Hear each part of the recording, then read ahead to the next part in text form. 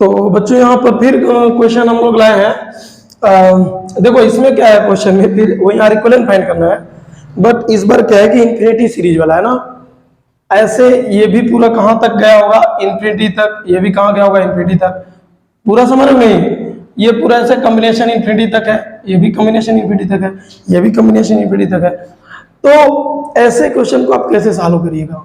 ये क्वेश्चन बड़ा हालांकि जो जानते हैं वो तो कर लेंगे, बट जो नए नए फ्रेशर बच्चे होते हैं उनके लिए बड़ा मुश्किल होता है कि कैसे शुरुआत किया जाए। ये तो इंफिनिटी तक सीरीज है, तो ऐसे क्वेश्चन को आप करने के लिए आप थोड़ा सा ध्यान दीजिएगा। हमारा क्वेश्चन नंबर फर्स्ट हम उठा रहे हैं, क्योंकि क्वेश्चन नंबर 2 फर्स्ट का ही एक रूप है, या 2 बोल सकते हो फर्स्ट, ये दोनों भी क्वेश्चन है, ऐसा बोल सकते हो।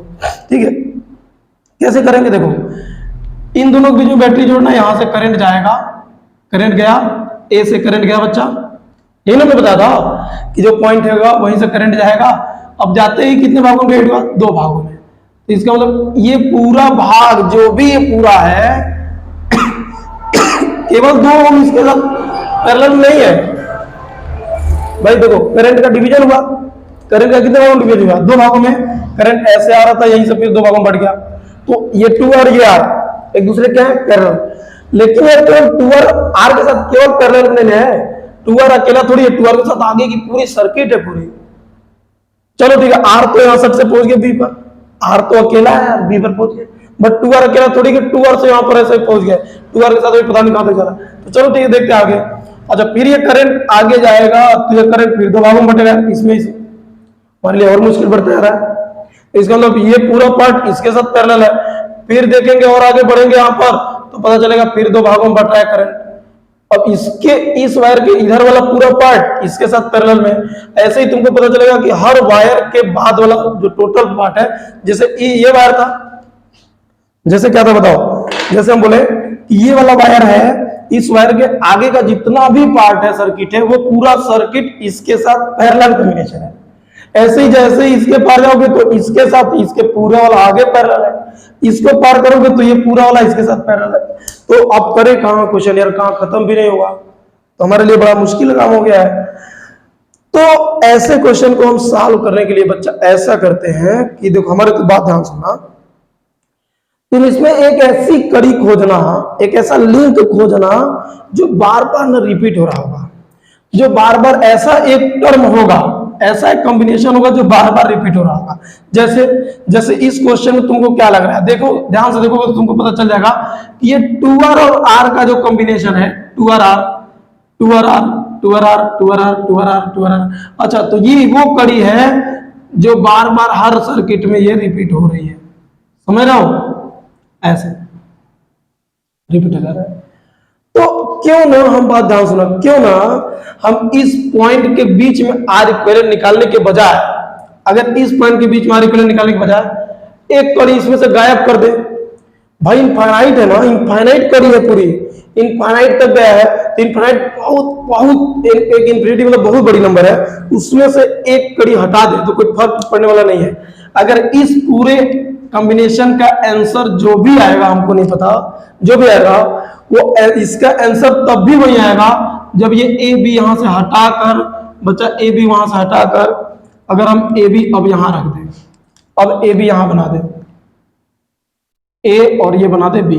अब बताओ क्या क्वेश्चन में कोई फर्क पड़ा है, ये तो वही ना क्वेश्चन आ गया, फिर से ये हटाओगे, फिर ए और बी यहां, फिर वही क्वेश्चन। तो इसका मतलब समझ नहीं, जो सर्किट इसके पहले था उसका आंसर अगर एक्स आता, अगर उसका ए और बी के बीच में आर इक्विवेलेंट एक्स आता है आंसर, तो अभी भी इसका भी आंसर एक्स ही आएगा यार। एक सर्किट हट जाने से क्या फर्क पड़ेगा, तो सर्किट इंफिनिटी तक गई है।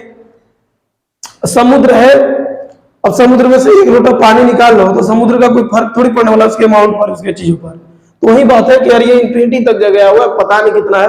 अब एक सर्किट हटा भी दिए तो पॉइंट ए और बी के बीच में फिर आंसर बन जाएगा। 2 टोटा तो 10 to 20 टोटा तो फिर भी आंसर पर कोई फर्क पड़ने वाला नहीं।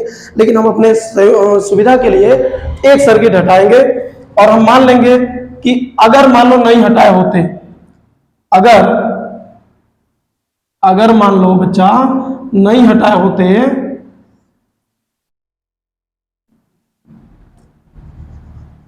नहीं हटाए होते तो यही सर्किट था, ये आर था, ये 2R था, यही था ना। नहीं हटाए होते तो इस तरीका सुनो, तो इसका आंसर अगर x होता, ऐसा मानो कि let R equivalent between A and B is x, समझे कि नहीं? ए और बी के बीच में अगर आर इक्विवेलेंट x होता हटाने के पहले, तो यार एक तो हटा भी देंगे तो आंसर पे कोई फर्क पड़ने वाला नहीं है। अच्छा, इसका मतलब ये जो कॉम्बिनेशन है ये वाला, इसका भी आंसर कितना आने वाला है? x। हम क्या बोले, अगर a और b के बीच में पूरा आर इक्विवेलेंट का आंसर x है, तो इस एक को हटा कर देख लो, जो बचेगा उसका भी आंसर कितना आएगा? x। यही तो हमको बोल रहे हैं, समझ नहीं रहे तुम लोग। हम बोले कि बच्चा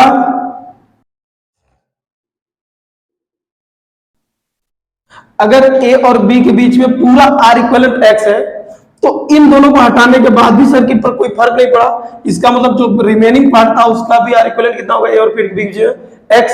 तो क्यों ना हम ऐसा सोचे कि इस पूरे सर्किट को हटाकर, क्योंकि ये पूरा सर्किट बच्चा, ये पूरा सर्किट इस आर के साथ कैसे था?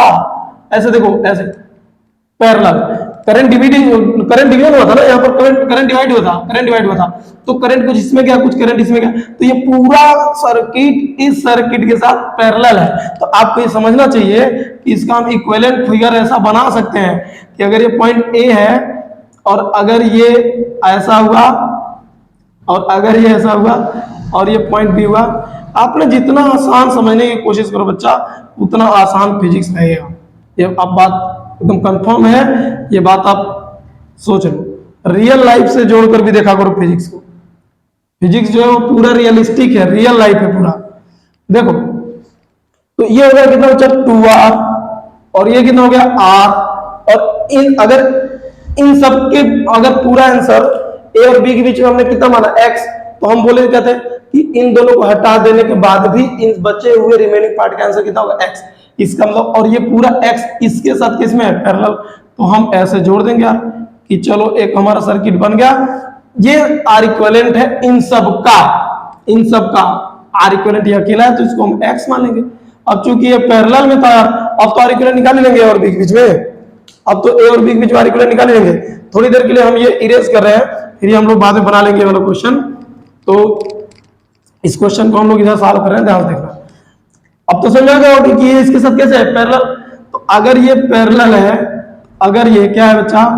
पैरेलल है, तो पैरेलल कैसे होता है? ये कैसे होता है भाई? इन दोनों का पैरेलल में r डैश मान लो। क्या मान लो? r dash. तो पैरेलल में क्या था? r1 r2 अपन r1 प्लस r2। r1 कितना बच्चा? r। r2 कितना? x। r plus x। नहीं समझे? यहां तक कोई प्रॉब्लम नहीं होना चाहिए। और ये पूरा इसके साथ कैसे है? सीरीज। तो अब तुम लोग को आर इक्विवेलेंट तुमको हम दिखा रहे थे, वो R equivalent equal to answer हो जाएगा सीरीज है। तो सीरीज है तो बच्चा 2r, और ये पूरा कितना था? r डैश, तो प्लस r डैश। ये है answer. R equivalent equal to हो जाएगा 2r, और ये पूरा था r डैश, तो 2r प्लस r डैश करके आंसर लिख देंगे। अब कोई बात नहीं, सबका वैल्यू लिख दो। 2r और प्लस r डैश कितना बच्चा? यहां से बताओ तो rx upon r plus x। समझे कि नहीं? यहां से अब इसको बस सॉल्व करना है तुम्हें। तो आर इक्विवेलेंट की वैल्यू खुद कितना माने थे हम लोग? x।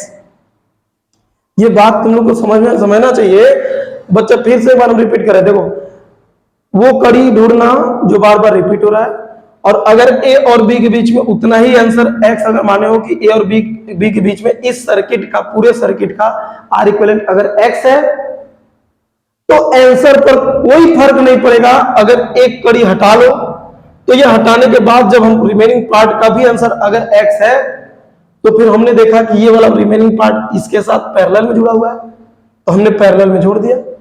और अगर ये x है, तो आर इक्विवेलेंट जब निकालेंगे a और b के बीच में, तो बच्चा वो भी तो x आएगा, क्योंकि पूरा आर इक्विवेलेंट ही x था। तो इसका मतलब ये जो आर इक्विवेलेंट आप लिखने आ रहे हो, ये भी कितना है? x ही है। अब इसके बाद देखो, अब इसी से सॉल्व करके x का वैल्यू निकालेंगे हम लोग, क्योंकि x ही ना फाइंड करना था हमको। तो ठीक है, सॉल्व करते हैं। एलसीएम लो बच्चा। तो कैसे होगा एलसीएम लो? तो ये x इज इक्वल टू हो जाएगा,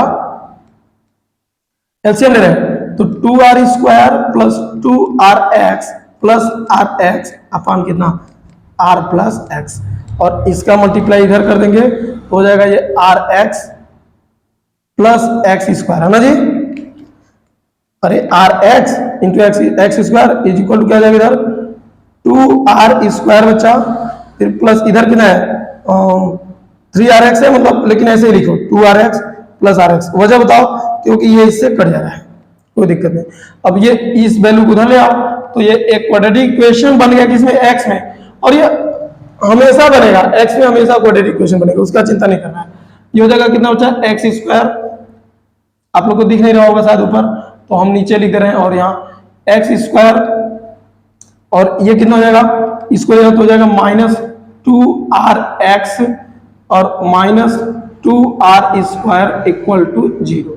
ये वैल्यू समझ लीजिए बच्चे ध्यान से, और इसको अब सॉल्व करना है और यहाँ से x की वैल्यू निकालना है। अगर इसका फैक्टर हो सका तो फैक्टर करेंगे, और नहीं तो एक नियम हम लोग सब लोग जानते हैं कि द्विघात समीकरण या बाइनोमियल थ्योरम के लिए कौन सा, क्वाड्रेटिक इक्वेशन के लिए कौन सा इक्वेशन लगता है, कौन सा थ्योरम लगता है, तो सब लोग जानते होंगे श्रीधराचार्य नियम।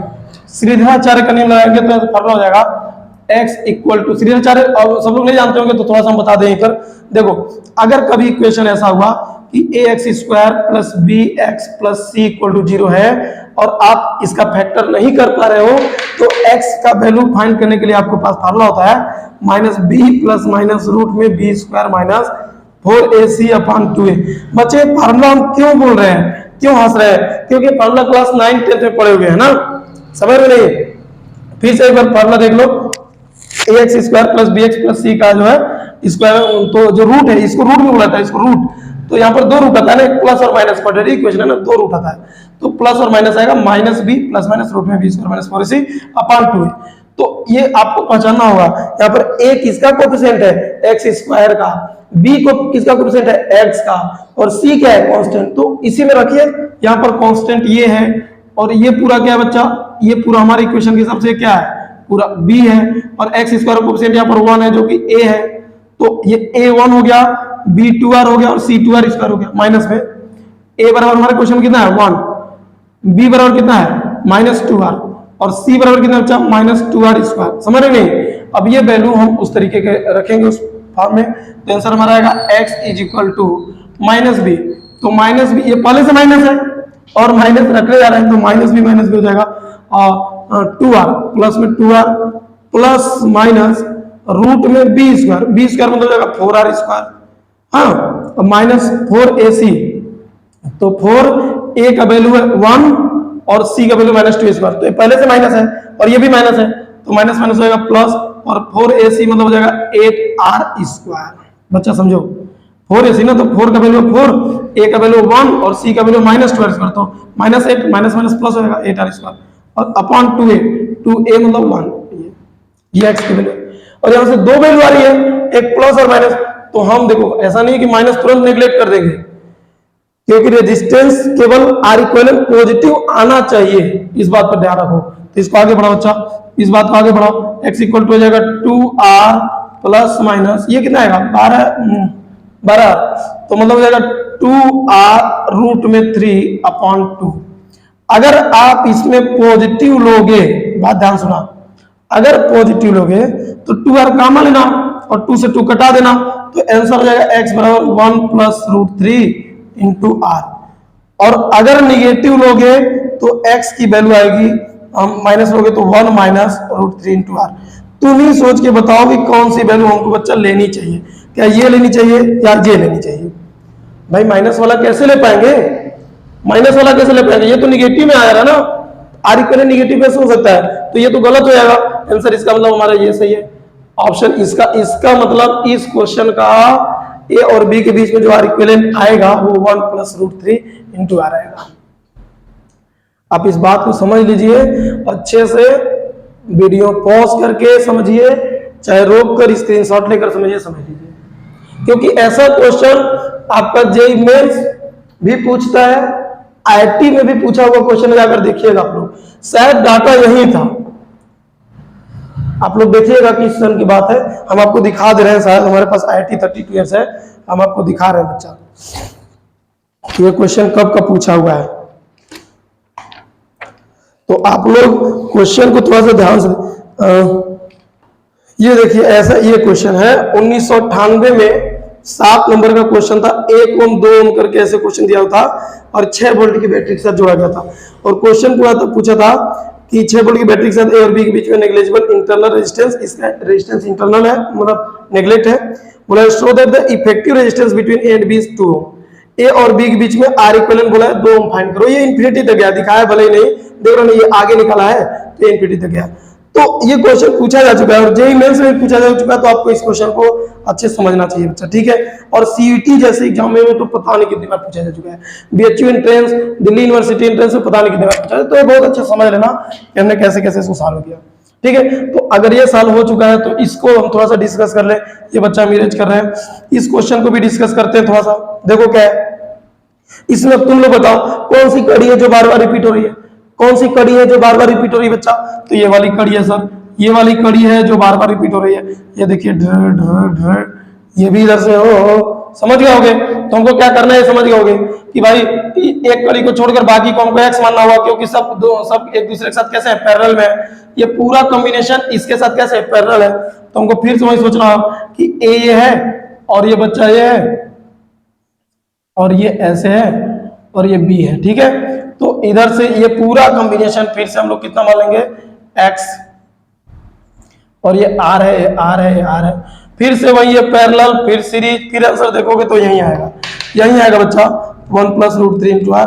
आप लोग सॉल्व करेंगे क्योंकि सेम क्वेश्चन है ना।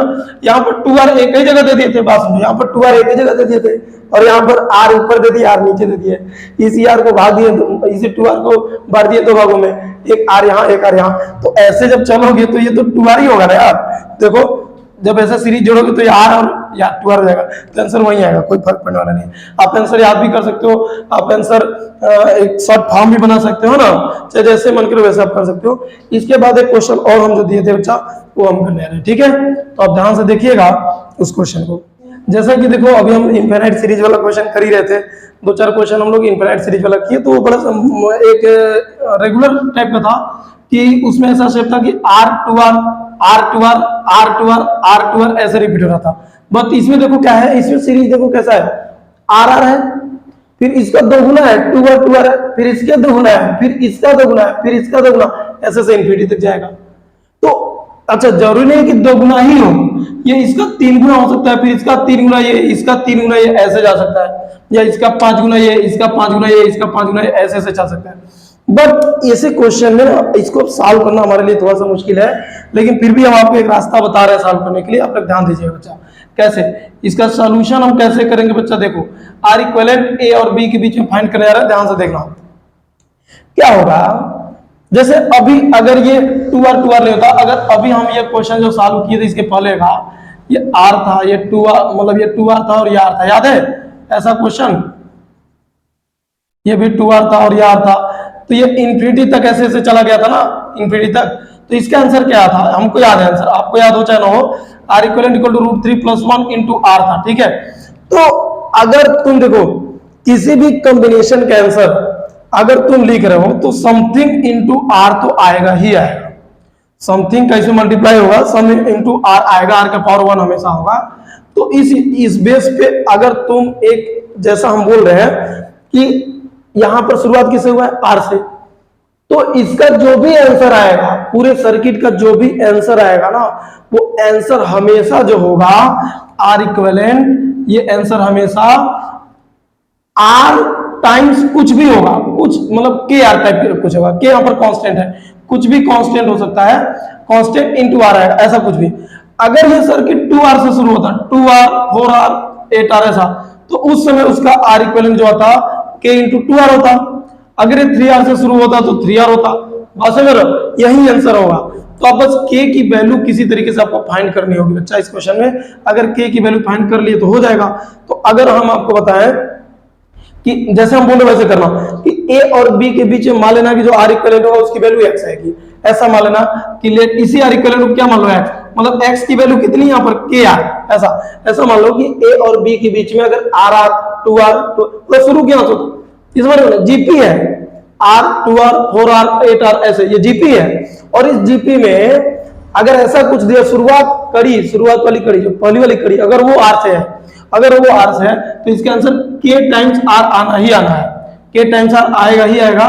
तो इसका मतलब ये है कि इस पूरे वैल्यू को हम x क्यों ना मान लें, आर इक्विवेलेंट वैल्यू बीच में x मान लें। अच्छा, अब फिर वही बात करेंगे क्या कि भाई इन दोनों को छोड़ दो, क्योंकि यही कड़ी बार बार इसमें आ रही है, मतलब ऐसा ही रिपीट हो रहा है। तो अगर इसको हम हटाएं तो ये जो कड़ी बचेगी इसका शुरुआत किससे बचा, 2r से। तो इसका मतलब इसका आंसर कितना आएगा, इस पूरे वाले का आंसर कितना आएगा, पूरे कॉम्बिनेशन का आंसर कितना आएगा, जितना इसका आएगा उसका दोगुना ही आएगा। भाई अभी ना हम बोले कि अगर ये r से शुरू हुआ तो इसका आंसर क्या आएगा, और अगर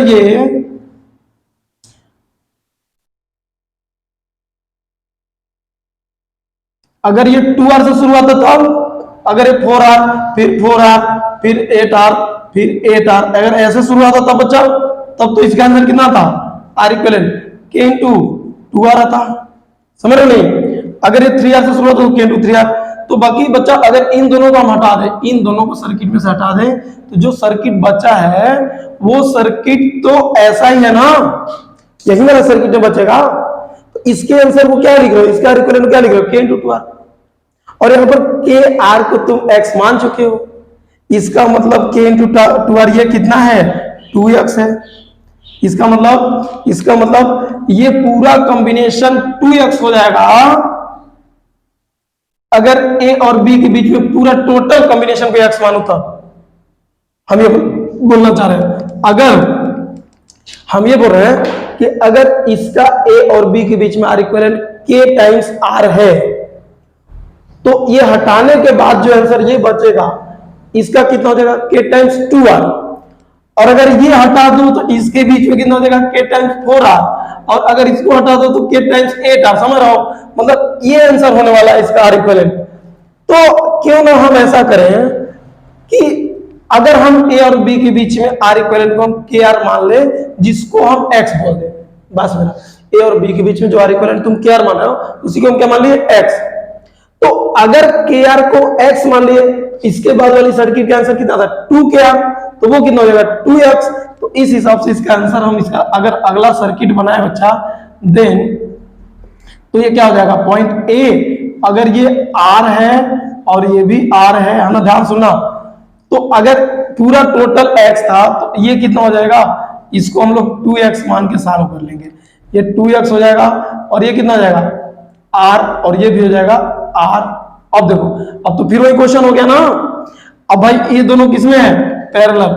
ये दोनों कैसे है बच्चा, पैरेलल। अगर ये पैरेलल है तो इन दोनों का आर इक्विवेलेंट मतलब r डैश कितना हो जाएगा, r into 2x upon r plus 2x। और ये r डैश, ये पूरा r डैश इसके साथ कैसे सीरीज, तो r इक्विवेलेंट मतलब a और b के बीच में कितना होगा, ये तो r डैश निकाले थे, r डैश मतलब r और 2x का है, और r इक्विवेलेंट किसका है, a और b के बीच में r इक्विवेलेंट, पूरा r इक्विवेलेंट है। r इक्विवेलेंट कितना हो जाएगा बताओ, इसके साथ ये पूरा सीरीज है ना, ध्यान से सुनो, सीरीज। तो सीरीज में कैसे हो जाएगा, r और प्लस ये पूरा r डैश, तो ये हो जाएगा। अब r कितना r है और प्लस r डैश कितना बचा, r into 2x upon r plus 2x, ये हो गया ये। और जो आर इक्विवेलेंट जो माने हो, यही आर इक्विवेलेंट को हम कितना माने थे शुरू में ही, x। ये तुम लोग समझ गया कि के आर को ही तो x माने थे ना, तो इसका मतलब जो ये हो जाएगा कितना, x बराबर 2rx अपॉन कितना बच्चा, r plus 2x plus r। इसी को आप सॉल्व करिएगा और x का क्वाड्रेटिक इक्वेशन बनेगा। फिर x के दो वैल्यू आएंगे, एक पॉजिटिव आएगा एक निगेटिव आएगा, तो आप पॉजिटिव वाला आंसर ले लेना। ऐसे क्वेश्चन को ऐसे ही सॉल्व करेंगे, ठीक है बच्चा। आपको हम ये बता दें फिर से कि इसी क्वेश्चन को जैसे अगर ये 2r से शुरू हुआ होता, 2r 4r 8r 16r ऐसे हुआ होता, तो हम लोग आर इक्विवेलेंट जो x मानते वो पहले कितना माने होते, k इंटू 2r मानते हैं, फिर इसको हम 4r मान के सॉल्व करते हैं। आप बात को समझ नहीं रहे हैं। जैसे अगर हम इसको थोड़ी देर के इसी क्वेश्चन को इरेज कर रहे हैं, देखो इसी क्वेश्चन को इरेज करके हम एक नया क्वेश्चन अगर हम बनाए कि वही क्वेश्चन है, ऐसा है इंफिनिटी, ऐसा है, ये पॉइंट है A और ये पॉइंट है बच्चा B, और इसके बीच में फिर ऐसे फिर ऐसे फिर ऐसे, समझ रहे हो ऐसे, और ये दे दिया, शुरू कर दिया कहां से, मतलब 3r से, 3r 3r 6r 6r, फिर ये 12r फिर 12r फिर 24r 24r। अगर ऐसा देने लगे तो बच्चा कैसे सॉल्व करोगे, तो तुम तब तुम क्या करना, इस समय आर इक्विवेलेंट जो मानोगे ए और बी के बीच में, आर इक्विवेलेंट जो मानोगे उसको तुम कितना एक्स मत मानना, या कितना होगा उसमें के इंटू 3 टाइम्स आर, के इंटू 3 टाइम्स आर, इसको तुम्हें क्या मानना पड़ेगा एक्स। अगर इसको तुम एक्स मान लिए तो इसके बाद वाली सर्किट कितनी है, इसका आर इक्विवेलेंट कितना आएगा, पूरे का आर इक्विवेलेंट कितना आएगा, के टाइम्स 6 आर आएगा, इस पूरे का के टाइम्स 6 आर आएगा, तो ये इसका फिर 2 गुना है तो 2x आएगा। तो मिला जाकर आंसर तो फिर वैसे ही आएगा, बट लेकिन ये देख रहे हो x इस बार ये था, ये 2x, फिर ये सॉल्व करेंगे यहां से x की वैल्यू मिल जाएगी। ठीक है बच्चा, मतलब आंसर ये नहीं करेंगे ये आएगा, क्योंकि यहाँ पर आर है ना, वहां पर कितना 3r, ये 3r होगा, ये भी 3r होगा, तो समझ रहे हो नहीं, तो चीजें बदल जाएगी, बट x और 2x ही मान के इसको सॉल्व करेंगे। आर इक्विवेलेंट फिर x आएगा और ये 2x आएगा, कोई प्रॉब्लम? ठीक, तो अब ये वाला क्वेश्चन देखो बच्चा, ऐसा क्वेश्चन हम लोग कर लेना, तुम लोग दूसरा भी बना के कर लेना। ये वाला बताओ कैसे होगा। ये देखो सिंपल क्वेश्चन है, जनरल क्वेश्चन है, सभी बुक में मिल जाता है लगभग, तो कोई बात नहीं है। देखो पॉइंट ए है, ये पॉइंट बी है, ए से करंट गया होगा तो करंट फिर 2 भागों में बढ़ जाएगा, फिर ये करंट जाएगा फिर 2 भागों में बढ़ जाएगा, फिर ये करंट जाएगा फिर 2 भागों में बढ़ जाएगा। लेकिन ये वाला करंट देखो इसमें से होकर फिर आएगा, और ये करंट इसमें से, इसका मतलब ये वाला जो करंट जा रहा है ये बच्चा इसमें से होकर इसमें भी जाएगा, इसका मतलब ये दोनों किसमें सीरीज में है। अगर ये दोनों सीरीज है तो ये कितना जाएगा 2r, कितना जाएगा 2r, ये हो गया सीरीज है ना तो 2r, ऐसे ये सीरीज है तो 4r, ऐसे ये सीरीज है तो 8r। तो ये तो क्वेश्चन एकदम नॉर्मल सा बात है कि आप इसको एक लाइन में ऐसे भी बना सकते थे कि ये क्या, कि ये हो जाएगा कितना बच्चा 2r का, और ये हो जाएगा कितना 4r का, फिर ये हो जाएगा कितना 8 होता ना 8r, ऐसे ही से चला जाएगा। तो अब ये पूरा ए और बी के बीच में कैसे है, पैरेलल कॉम्बिनेशन है भाई। देखो ना हर पॉइंट सेम है ना, हर पॉइंट के बीच में ए और बी के बीच में पैरेलल है, तो पैरेलल है तो आर इक्विवेलेंट कैसे हो जाएगा 1/r equivalent equal to, answer लिखने जा रहा है देखो पैरेलल कॉम्बिनेशन में 1/r equivalent equal to 1/r plus 1/2r plus 1/4r plus dot infinity. तो इसको कैसे करेंगे, तो कैसे करेंगे बच्चों 1/r equivalent is equal to, देखो अगर ध्यान से देखो तो 1/r सब में से कॉमन लेने क्या, 1/r अगर कॉमन लो तो अंदर क्या बचेगा, देखो 1 प्लस 1/2 प्लस ये 1/4 बचेगा, तो 1/4 को बच्चा हम ऐसे लिख सकते हैं क्या 1/2 का होल स्क्वायर, फिर 1/8 बचेगा तो 1/2 का whole cube plus dot dot dot ऐसे इंफिनिटी। समझ में आ रहा है कि तुम लोग को, ऐसे लिख दिए। अब तुम लोग अगर थोड़ा सा मैथमेटिक्स जानते होगे, एपी जीपी एचपी ये सब पढ़े होगे, तो तुम लोग को पता होगा कि ये कौन सी सीरीज बन रही है, जीपी बन रही है, ए आर स्क्वायर, ऐसा जीपी बन रही है। जीपी में कॉमन रेशियो सेम होता है, और कॉमन रेशियो क्या होता है कि किसी भी टर्म को उसके पहले वाले टर्म से डिवाइड करो तो जो आंसर मिलते हैं वो कॉमन रेशियो है। इसका मतलब ये जो जीपी बन रहा है इसका कॉमन रेशियो 1/2 है। और तुमको हम एक बात फिर से बता दें कि अगर कॉमन रेशियो की वैल्यू 0 से 1 के बीच में होगी, अगर कॉमन रेशियो की वैल्यू 0 से 1 के बीच में होगी और इंफिनिटी तक सीरीज गया होगा, इंफिनिटी तक सीरीज गया होगा और कॉमन रेशियो की वैल्यू 0 से 1 के बीच में होगी, तो उस समय जो फार्मूला होता है एन टर्म मतलब इंफिनिटी वाला होता है a/1 - r। ये बस सिंपल सा फार्मूला होता है। जीपी में इंफिनिटी सीरीज का जो समेशन का फार्मूला था वो होता है a/1 - r, जबकि r की वैल्यू 0 से 1 के बीच में होगी और इंफिनिटी तक की सीरीज होगी। तो बच्चा इसी में अगर हम ये फार्मूला रख के सॉल्व करें तो जाएगा 1/r equivalent is equal to 1/r bracket में a की वैल्यू कितनी है 1 और अपन 1 माइनस r की वैल्यू अच्छा 1/2, तो ये कितना हो जाएगा 1/r है ना, 1/r equivalent is equal to 1/r, और ये देखो 2 1 कम 2 से क्या 1/2, मतलब फिर से देख लो, हाँ तो 2 ऊपर चलेगा 2/1, तो ये हो जाएगा r इक्विवेलेंट की वैल्यू आ गई बच्चा r/2, r इक्विवेलेंट वैल्यू कितनी आ गई r/2। जी आंसर हो जाएगा, आप लोग सॉल्व कर लीजिए। ठीक है, तो ऐसे क्वेश्चन आप लोग इससे अच्छे क्वेश्चन हम लोग किए हैं। आगे अब हम व्हीट स्टोन ब्रिज पढ़ेंगे बच्चा, फिर उस पर ढेर सारा क्वेश्चन करेंगे, फिर उसमें सिमेट्री वाला पढ़ेंगे। अभी हमको लग रहा है 2-3 वीडियो बनेगा इस पे आर इक्विवेलेंट पे, आप पूरा वीडियो देखिएगा, आपको आर इक्विवेलेंट पे कोई प्रॉब्लम नहीं आएगा, कभी भी नहीं आएगा। ठीक है, आप एक बार पूरा एक वीडियो सब देखिएगा। ठीक है, ओके। और अगर चैनल ठीक ठाक लगा है, सब चीजें सही समझ में आई है तो बच्चा एक बार लाइक और सब्सक्राइब जरूर करें। Okay, thank you.